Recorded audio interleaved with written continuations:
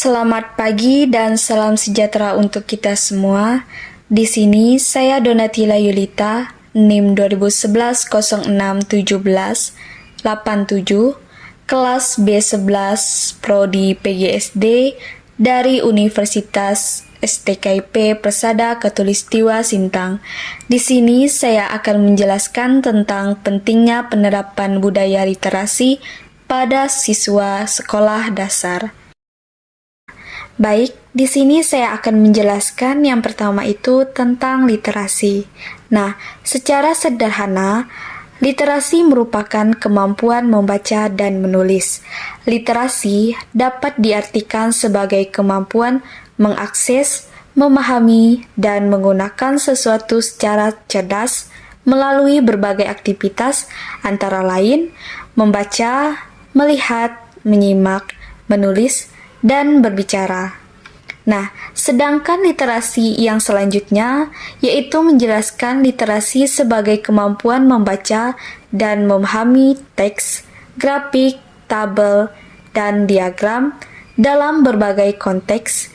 Dengan demikian, literasi dapat diartikan kemelekan huruf atau keberaksaraan dalam memahami suatu informasi, baik dalam kemampuan menulis, membaca, maupun menganalisa suatu fenomena. Kemampuan literasi ini juga harus dipupuk sedini mungkin agar menjadi dasar pendidikan sepanjang hayat. Usia sekolah sangat cocok dalam pengalaman karakter budaya literasi, karena di usia sekolah inilah mudah dalam menyerap instruksi dan pengetahuan dibandingkan ketika usia semakin lanjut, maka sulit untuk menyerap sesuatu dan daya ingat mulai mengalami penurunan. Nah, selanjutnya usia secara fisiologi terjadi penurunan untuk fungsi kognitif atau memori yang bersifat ireferensial. Kemampuan literasi ini harus dipupuk sedini mungkin agar menjadi dasar pendidikan sepanjang hayat. Usia sekolah sangat cocok dalam pendalaman karakter budaya literasi, karena di usia sekolah inilah mudah dalam menyerap instruksi dan pengetahuan dibandingkan ketika usia semakin lanjut, maka sulit untuk menyerap sesuatu dan daya ingat mulai mengalami penurunan. Lanjut usia secara fisiologi terjadi penurunan, untuk itu fungsi kognitif atau memori yang bersifat irreversibel atau kondisi ini disebabkan oleh penuaan dan perubahan degeneratif yang mungkin progresif. Nah, pada kondisi minat baca dan menulis, siswa di Indonesia masih tergolong sangat rendah. Tentu ada faktor yang mempengaruhi sehingga terjadi demikian. Misalnya, pengaruh lingkungan keluarga, bahan bacaan, metode pembelajaran, dan perkembangan teknologi informasi. Dalam penelitiannya, mengungkapkan bahwa faktor-faktor mempengaruhi literasi pada siswa ada dua, yaitu faktor yang berasal dari dalam atau internal diri seperti faktor keturunan, minat, bakat, dan IQ. Sedangkan faktor yang berasal dari luar atau eksternal seperti motivasi, keluarga, dan bimbingan belajar atau les.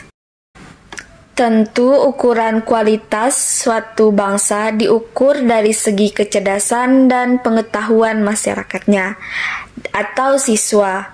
Dan semua itu bisa didapatkan melalui kegiatan literasi, maka dari itu pemerintah berupaya memberikan salah satu solusi dalam mengatasi persoalan literasi ini. Berdasarkan Peraturan Menteri Pendidikan dan Kebudayaan Nomor 21 Tahun 2015 tentang penumbuhan budi pekerti, maka Menteri Pendidikan dan Kebudayaan Republik Indonesia Anies Baswedan meluncurkan program yang diberi nama yaitu Gerakan Literasi Sekolah atau GLS. Kepala Badan Pengembangan dan Pembinaan Bahasa Kemendikbud yaitu Hasmum mengatakan bahwa tujuan gerakan literasi sekolah yakni agar siswa membiasakan dan termotivasi untuk mau membaca dan menulis guna menumbuhkan budi pekerti. Dalam jangka panjang, diharapkan dapat menghasilkan anak-anak yang memiliki kemampuan literasi tinggi, sedangkan dijelaskan tujuan dari literasi lain bahwa GLS ini menjadikan sekolah sebagai organisasi pembelajaran berbudaya, literasi, dan membentuk warga sekolah yang literasi dalam hal membaca tulis, numeralisasi, sains, digital, finansial, budaya, dan kewarganegaraan. Baik, selanjutnya di sini saya akan menjelaskan tentang budaya literasi. Nah, dapat kita ketahui bahwa budaya literasi sangat dibutuhkan, terutama literasi baca tulis, yaitu pengetahuan dan kecakapan untuk membaca, menulis, dan lainnya. Hal ini sangat dibutuhkan siswa sekolah dasar agar mempermudah belajar. Oleh karena itu, guru harus mengajarkan siswanya membaca terlebih dahulu materi yang akan disampaikan. Nah, kebanyakan guru dalam menyampaikan pembelajaran biasanya hanya berpedoman pada rencana pelaksanaan pembelajaran atau RPP dan silabus. Nah, yang mereka anggap sebagai paduan pada proses pembelajaran. Bahkan ada juga guru yang hanya mengandalkan lembar kerja siswa atau LKS sebagai sumber belajar tanpa memperhatikan kebutuhan siswa. Untuk selanjutnya, di sini saya akan menjelaskan tentang teladan gemar membaca dan optimal perpustakaan sekolah. Pada era globalisasi ini, seorang guru harus mampu menjadi teladan bagi siswa dalam hal gemar membaca, karena dengan teladan dari guru, seperti banyak membaca di perpustakaan sekolah atau banyak membaca di ruang guru, dapat menimbulkan minat baca peserta didik. Peserta didik biasanya cenderung melihat, mengamati, dan meniru setiap perilaku yang dilakukan oleh seorang guru. Nah, pada teladan gemar membaca, menurut Learning pada tahun 1988, kemampuan membaca merupakan dasar untuk menguasai berbagai bidang studi. Jika anak pada usia sekolah permulaan tidak segera memiliki kemampuan membaca, maka ia akan mengalami banyak kesulitan dalam mempelajari berbagai bidang studi pada kelas-kelas berikutnya. Dari definisi tersebut, dapat disimpulkan bahwa penanaman budaya literasi harus dilakukan sedini mungkin, terutama pada siswa yang masih duduk di bangku sekolah dasar.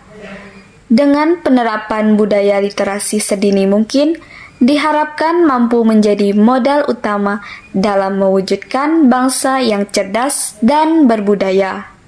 Kemudian ada optimalkan perpustakaan sekolah. Nah, dalam hal ini, sekolah memiliki peran yang sangat penting dalam menumbuhkan budaya literasi siswa. Oleh karena itu, sekolah harus memfasilitasi sarana dan prasarana yang mampu mengembangkan bakat dan kemampuan siswa. Dalam melakukan kegiatan literasi, melalui pengoptimalan, fungsi perpustakaan sekolah dapat menjadi solusi untuk menumbuhkan minat siswa dalam melakukan kegiatan literasi tersebut. Bentuk dari pengoptimalan fungsi perpustakaan sekolah dapat dilakukan dengan hal-hal sebagai berikut. Yang pertama, koleksi perpustakaan. Salah satu faktor pendukungnya adalah koleksi perpustakaan yang ada di sekolah dasar. Dengan memperbanyak bahan koleksi buku-buku yang mendukung kegiatan pembelajaran, diharapkan mampu menarik siswa untuk datang ke perpustakaan. Yang kedua, ruang baca.